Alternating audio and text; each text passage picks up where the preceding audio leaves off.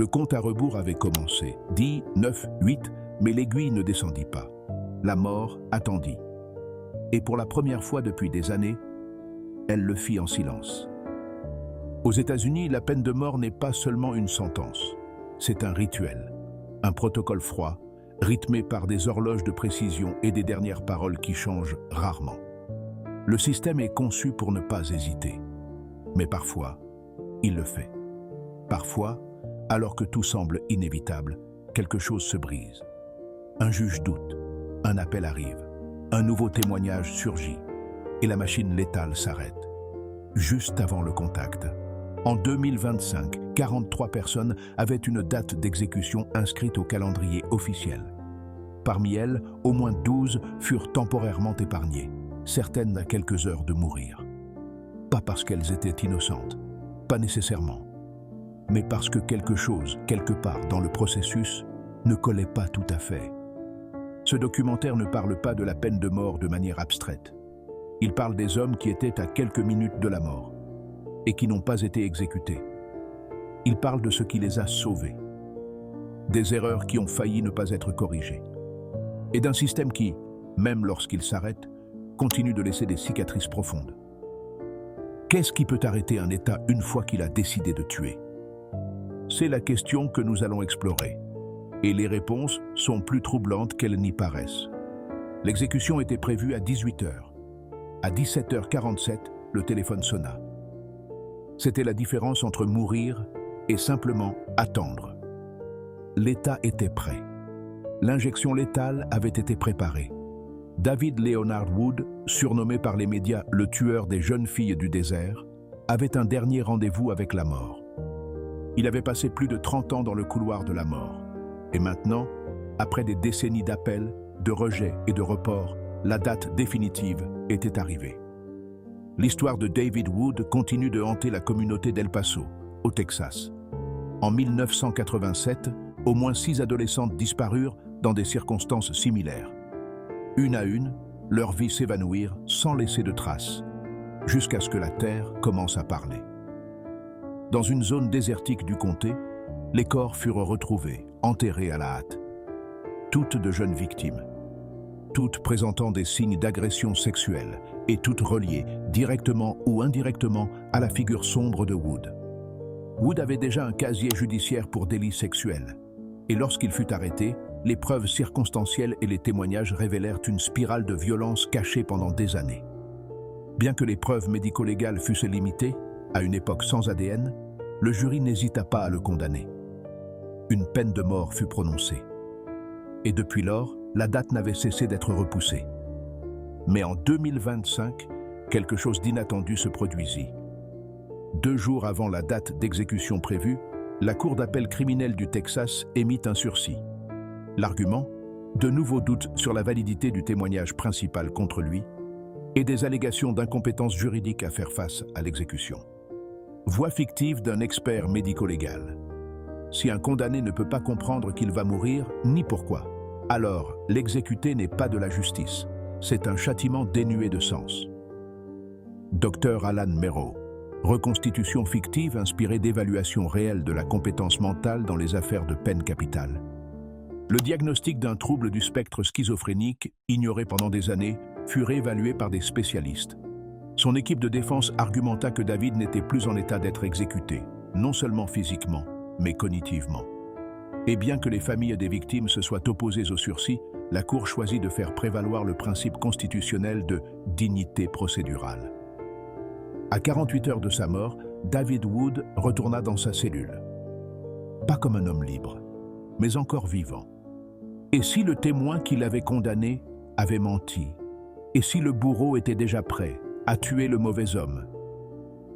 David Lee Roberts devint l'un des noms les plus controversés du système pénal américain, non seulement à cause de son crime, mais aussi en raison de la méthode avec laquelle l'État avait prévu de le tuer.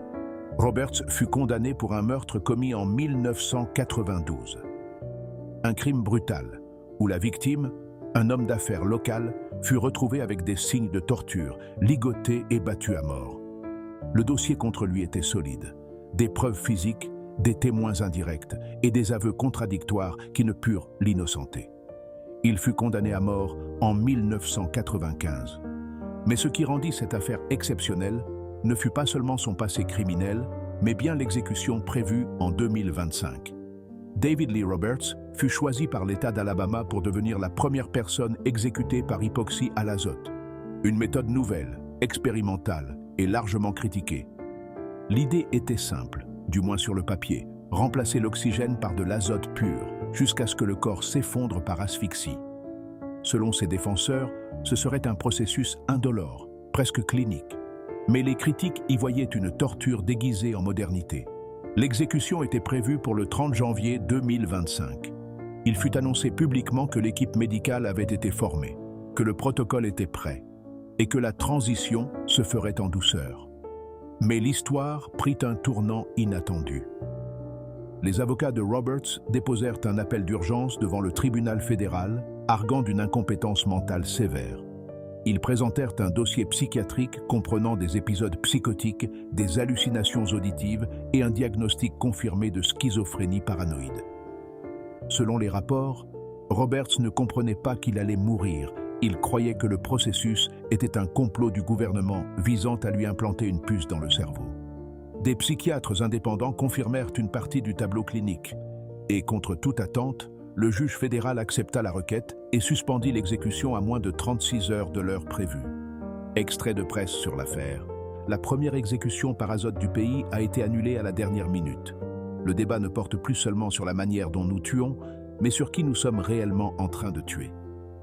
Rapport spécial du Montgomery Dispatch, 31 janvier 2025. La polémique fut immédiate. Des militants dénoncèrent que l'État cherchait à mener des essais cliniques déguisés en justice. Les familles des victimes, quant à elles, accusèrent le système d'être manipulé pour empêcher l'application de la loi. Mais le résultat fut sans appel. David Lee Roberts, alors que le masque d'azote était déjà prêt, fut retiré du protocole d'exécution. Et si la nouvelle méthode d'exécution n'était pas plus humaine, mais plus cruelle? Jusqu'où sommes-nous prêts à innover, quand l'objectif est de tuer? Quand on parle de peine de mort, les images qui viennent généralement à l'esprit sont sombres. Des chambres silencieuses, des injections, des dernières paroles. Mais en 2025, Jesse Hoffman Jr. était sur le point de mourir dans ce qui ressemblait à une scène dystopique, enfermé dans une capsule hermétique, respirant de l'azote pur jusqu'à perdre connaissance. Comme David Lee Roberts, Hoffman avait été sélectionné pour faire partie du nouveau protocole d'exécution par hypoxie à l'azote. Son crime, cependant, remontait à plusieurs décennies. En 1996, Jesse Hoffman fut condamné pour l'enlèvement, le viol et le meurtre d'une jeune étudiante universitaire. L'affaire était atroce. La victime fut retrouvée dans une forêt à la périphérie de Slidell et les preuves contre Hoffman, ADN, témoins, confessions, le plaçaient au cœur du crime, sans échappatoire possible. Il fut condamné à mort en 1998. Pendant plus de 25 ans, son nom figura parmi les détenus du couloir de la mort en Louisiane. Appel après appel, rien ne changea. Jusqu'à ce qu'en 2025, il reçoive sa notification finale. L'État activait son exécution et utiliserait la méthode la plus récente et controversée, disponible. La date était fixée. Les préparatifs furent faits. Le protocole à base de gaz fut répété à plusieurs reprises par l'équipe technique. Et soudain, une ordonnance judiciaire de dernière minute suspendit complètement la procédure. La décision émanait d'un juge fédéral qui soutint que l'exécution pourrait violer le 8e amendement interdisant les châtiments cruels et inhabituels. Le fondement juridique, la méthode n'avait jamais été utilisée auparavant, ses effets réels étaient incertains et elle pouvait entraîner des souffrances inutiles.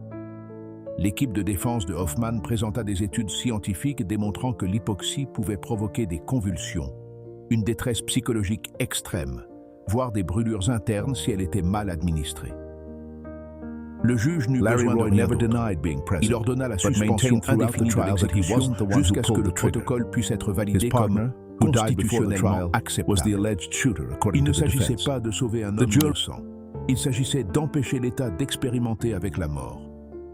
La réaction fut divisée. Certains pans de la société virent la décision comme une défense de la dignité humaine. D'autres la qualifièrent de militantisme judiciaire protégeant les pires criminels. Mais le résultat fut indiscutable. Jesse Hoffman Jr., qui avait accepté son destin, retourna vivant dans sa cellule, dans un monde où la méthode de son exécution était toujours en phase expérimentale. Que se passe-t-il lorsque le système judiciaire veut tester une nouvelle manière de tuer et devient, sans le vouloir, un laboratoire de souffrance?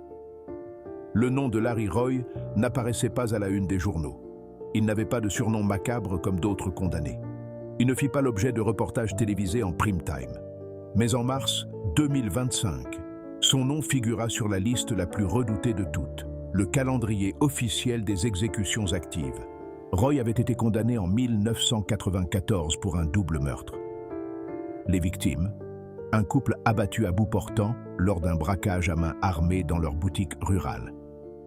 Les preuves étaient claires, et le mobile, selon le procureur, simple. Il avait besoin d'argent pour acheter de la drogue. Larry Roy n'a jamais nié avoir été présent, mais il affirma tout au long du procès ne pas être celui qui avait tiré. Son complice, mort avant le procès, était selon la défense le véritable auteur des tirs. Le jury ne crut pas à cette version. En 1996, Roy fut condamné à mort et envoyé dans le couloir de la mort à la prison d'Angola. Il y passa presque 3 décennies, dans des conditions d'isolement extrêmes, multipliant les recours. Et, dans le silence, sans couverture médiatique, son ordre d'exécution fut réactivé pour mars 2025. Mais ce que personne n'avait prévu, c'est que sa défense allait prouver quelque chose de stupéfiant. Son exécution avait été programmée illégalement. La Cour suprême de Louisiane fut catégorique. Roy avait encore des appels pendants devant les tribunaux fédéraux, et son exécution avait été ordonnée sans que tous les recours légaux à sa disposition aient été épuisés. L'État, dans sa volonté de vider le couloir de la mort, avait avancé la date sans respecter la procédure régulière. Aux États-Unis, même un coupable a le droit de se défendre jusqu'à son dernier souffle. Sauter cette étape, c'est exécuter le système, pas seulement l'homme. L'exécution fut suspendue à moins d'une semaine de la date prévue. Le procureur général de l'État protesta, dénonçant une tactique de retardement. Mais la Cour ne céda pas.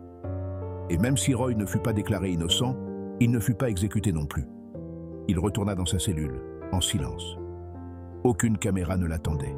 Aucun militant ne célébra. Mais il était vivant. Et pour l'instant, le compte à rebours s'était arrêté. Une erreur bureaucratique peut-elle sauver une vie? Et que dit cela d'un système qui se vante d'être infaillible? La première chose qui saute aux yeux lorsqu'on examine ces 4 cas est une série de motifs récurrents qui, malgré les différences superficielles de leurs histoires, convergent vers une même réalité troublante. Les 4 hommes viennent d'environnements marqués par la pauvreté, le manque d'accès à une éducation de qualité et l'absence de réseau de soutien. Cette réalité a non seulement influencé leur parcours de vie, mais a aussi directement affecté la manière dont ils ont été jugés. Dans de nombreux cas, la défense juridique était inadéquate ou insuffisante en raison de ressources limitées, les rendant vulnérables aux erreurs judiciaires. La marginalisation sociale est un facteur silencieux mais puissant qui imprègne le système pénal, influençant les décisions dès le poste de police jusqu'au tribunal. Ces exécutions ont été stoppées à la toute dernière minute, non par hasard, mais parce que des éléments sont apparus, remettant en question la solidité des preuves, témoignages incohérents ou manipulés. Révélation tardive de preuves médico-légales contradictoires. Découverte de nouvelles preuves susceptibles de les disculper. Cela montre la fragilité du processus pénal et à quel point, même dans les affaires très médiatisées, l'erreur est une possibilité réelle et persistante. Dans chaque cas, la pression de groupes de défense des droits humains, des médias ou d'avocats pas spécialisés a joué un rôle clé dans la suspension de l'exécution. Dénonciation nationale ou internationale du manque de garanties procédurales. Mobilisation sociale générant un débat public et remettant en question la légitimité des condamnations. Accès à de nouveaux recours juridiques, tels que des appels fondés sur des décisions récentes ou de nouvelles preuves. Cela témoigne d'un système qui, bien que rigide, reste perméable aux influences extérieures quand la pression devient suffisante. Ensemble, ces circonstances mettent en lumière plusieurs défaillances structurelles et dilemmes éthiques. Le risque inhérent à la peine de mort. Un système comportant des lacunes, de la marginalisation et des erreurs possibles ne peut pas garantir une exécution juste et définitive. Inégalité devant la justice. Une défense efficace dépend souvent du statut socio-économique, laissant les plus vulnérables en position de désavantage. Un système à moitié fonctionnel. Un cadre qui, en théorie, vise la justice, mais qui, dans la pratique, révèle fragilité et erreurs humaines ou institutionnelles. 4 hommes, 4 condamnations à mort, 4 exécutions suspendues à la dernière seconde. Qu'est-ce qui relie leurs histoires? Qu'est-ce qui a pu arrêter la guillotine alors que tout semblait décidé? Au-delà du drame personnel, leurs cas dessinent un schéma inquiétant, révélant les fissures cachées d'un système qui se prétend juste, mais peut faillir au moment le plus crucial. D'abord, qu'ont en commun ces hommes? Ce n'est pas seulement d'avoir été confrontés à la peine capitale, c'est quelque chose de bien plus profond. Leurs vies se croisent dans un paysage de marginalisation, de pauvreté et d'injustice sociale. Imaginez être jugé non seulement pour ce que vous avez fait, mais pour ce que vous n'aviez pas. Une défense digne, un accès aux preuves, ou simplement la véritable opportunité de démontrer votre innocence. Maintenant, imaginez qu'au moment fatidique, juste avant l'exécution, surgisse un doute, une erreur dans les preuves, une lumière qui fait naître la possibilité que, peut-être, juste peut-être, tout cela ait été un terrible malentendu. Dans ces 4 cas, c'est ce qui s'est produit. Des témoins qui se contredisent, des preuves médico-légales qui ne concordent pas, et des avocats qui, à la dernière minute, réussissent à arrêter l'exécution. Des instants où la justice vacille et où la vie d'un homme ne tient qu'à un fil. Mais ce n'est pas seulement la chance ou la science qui ont stoppé les exécutions. Derrière chaque pause, il y a une histoire de combat. Des militants, des proches, des journalistes et des avocats qui ont refusé d'accepter le silence, qui ont élevé la voix pour que le monde écoute. Car lorsque le système échoue, la pression sociale peut être la dernière barrière entre la vie et la mort. Que nous dit tout cela sur un système qui condamne à mort? Qu'il est imparfait, que ses erreurs peuvent être irréversibles, que la justice, si elle n'est pas appliquée équitablement, devient une sentence non seulement pour l'accusé, mais pour toute la société. Et voilà le dilemme. Un système juste peut-il se permettre l'erreur lorsqu'il s'agit de la peine de mort? Que faisaient ces hommes? Qui se cachait derrière la défense qui a changé leur destin? Ne ratez pas la suite. Ces lignes capturent l'essence d'un combat que peu comprennent. La lutte contre la montre, contre un destin déjà scellé. Arrêter une exécution n'est pas seulement une question de chance. C'est une danse délicate et périlleuse entre désespoir et espoir. Elle exige une stratégie méticuleuse, où chaque mouvement compte, et où le silence est souvent l'arme la plus puissante. Il ne s'agit pas simplement de trouver une faille juridique, mais de tisser un réseau de soutien invisible dans un système conçu pour être implacable. Pour ces 4 hommes, la condamnation la plus sévère n'a été que le début de leur calvaire. Avec le temps compté et la corde métaphorique se resserrant, leur véritable épreuve a été de découvrir si l'humanité pouvait encore germer dans les coins les plus arides de la justice. Ils ont dû chercher des alliés non seulement parmi les puissants ou les influents, mais aussi dans les consciences individuelles de ceux qui, malgré la pression du système, ont osé regarder au-delà du dossier. Dans un cadre qui semblait les avoir condamnés à l'avance, chaque lettre envoyée, chaque appel téléphonique passé, chaque porte frappée, devenait un acte de foi. C'était une odyssée à travers la bureaucratie et l'indifférence, où le moindre signe de compassion devenait un phare dans l'obscurité. Qui étaient ces alliés? Des avocats tenaces, des militants infatigables, ou peut-être des avancées scientifiques qui ont tout changé. Dans un cas, un jeune avocat inexpérimenté est devenu la dernière bouée de sauvetage en découvrant des preuves médico-légales mal interprétées. Dans un autre, la voix d'une mère qui n'a jamais cessé de se battre résonna jusque dans les couloirs des tribunaux. Mais ce n'était pas qu'une question de chance ou de persévérance.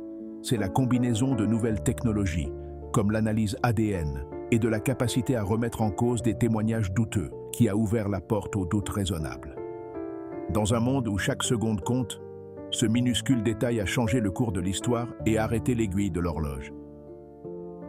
Et si pour certains, cela fut une victoire, cela révéla aussi une vérité dérangeante. Combien d'autres n'ont jamais eu cette seconde chance? La peine de mort n'est pas seulement une punition, c'est un jeu de hasard avec des vies humaines. Et chaque fois qu'une exécution est stoppée, il devient évident que le système est loin d'être infaillible. Que révèle ce schéma à propos du système judiciaire dans son ensemble? Sommes-nous réellement face à la justice ou à un système entaché de failles pouvant coûter des vies innocentes? 4 affaires, 4 exécutions stoppées. À première vue, cela peut sembler être une victoire décisive, un témoignage du pouvoir de la justice et de la persévérance. Mais que nous dit cela sur le système qui les a condamnés en premier lieu? L'arrêt d'une exécution, aussi héroïque soit-il, est aussi un rappel glaçant qu'on a frôlé l'erreur irréversible, l'échec catastrophique dont il n'y aurait pas eu de retour possible. Chaque vie sauvée de l'injection létale ou de la potence est un miroir reflétant les fissures profondes dans les fondations de notre appareil judiciaire. La réalité, c'est que ces cas ne sont pas des exceptions, des étincelles isolées d'espoir dans l'obscurité, mais les symptômes clairs d'un système souffrant de problèmes structurels profonds et enracinés. Ils sont la fièvre d'une maladie chronique, non la maladie elle-même. Ils démontrent que la présomption d'innocence peut être fragile, que l'accès à une défense adéquate est un privilège et non un droit garanti universellement, et que les biais, conscients ou non, peuvent faire pencher la balance de manière dévastatrice. L'existence de ces 4 miracles, si l'on peut les appeler ainsi, n'absout pas le système. Elle le condamne, en exposant sa vulnérabilité à la faillibilité humaine et à ses propres imperfections. Ils nous forcent à nous demander combien d'autres, avec moins de chance ou sans alliés, n'ont pas pu arrêter l'horloge. D'abord, la justice n'est pas la même pour tous. Le facteur économique pèse plus qu'on ne le croit. La qualité de la défense juridique dépend souvent de l'argent et des ressources, pas de la vérité. Comment faire confiance à un verdict quand l'avocat censé vous défendre n'a ni le temps, ni l'expérience, ni les moyens nécessaires pour contester chaque preuve? En outre, les preuves, qui devraient être la base de toute condamnation, peuvent être manipulées, mal interprétées ou simplement erronées. Dans ces 4 cas, la science médico-légale a été décisive, mais aussi imparfaite. Et lorsqu'un système repose sur des preuves faillibles, la justice devient un pari dangereux. Et n'oublions pas la pression extérieure. Sans militants, médias et avocats engagés, ces exécutions n'auraient jamais été stoppées. Cela révèle que le système, à lui seul, ne garantit pas la justice. Une surveillance constante, des réformes et de la transparence sont nécessaires pour éviter des erreurs fatales. Alors, que devons-nous retenir? Que la peine de mort n'est pas seulement une question juridique, mais un miroir des inégalités sociales et des défaillances institutionnelles. Un système imparfait, avec des erreurs probables et des vies humaines en jeu. Et la question qui plane: sommes-nous prêts à accepter qu'au nom de la justice, l'erreur puisse être irréversible? Abordons l'impact humain derrière ces histoires, les familles, les victimes et l'héritage que ces affaires laissent derrière elles. Car au-delà du système, il y a des vies qu'on ne peut pas oublier. Derrière chaque condamnation, derrière chaque exécution stoppée, se cache une histoire qui n'apparaît pas dans les dossiers judiciaires. Des histoires de familles brisées, d'enfants ayant grandi sans père, de mères qui n'ont jamais cessé d'attendre un appel, de victimes qui portent aussi le poids de la douleur et de l'incertitude. Dans ces 4 cas, l'espoir et la peur s'entrelacent comme un nœud difficile à dénouer. D'un côté, la peur de perdre un proche, de voir la justice ne pas être rendue. De l'autre, l'espoir que la vérité puisse éclater, même si c'est trop tard. Ces familles ont vécu sur un fil, oscillant entre condamnation et salut, entre désespoir et espoir. Et pour elles, chaque seconde durant laquelle l'exécution était suspendue était un instant de vie, un souffle qui changeait tout. Car au fond, la peine de mort n'est pas qu'une sanction légale. C'est une expérience humaine complexe, pleine de douleurs, de combats et parfois de rédemption. C'est cette dimension humaine que nous devons toujours garder en mémoire lorsque nous parlons de justice. Car derrière chaque dossier, il y a une vie. Et derrière chaque vie, une histoire qui mérite d'être entendue. Et ainsi, nous arrivons à la fin de ce parcours. 4 hommes, 4 histoires. Un système imparfait qui les a condamnés, mais qui leur a aussi donné une seconde chance. La justice est un chemin difficile, mais c'est notre responsabilité d'exiger qu'elle soit équitable, humaine et irréversible uniquement lorsque la vérité est claire. Merci de m'avoir accompagné dans cette enquête. On se retrouve dans la prochaine vidéo.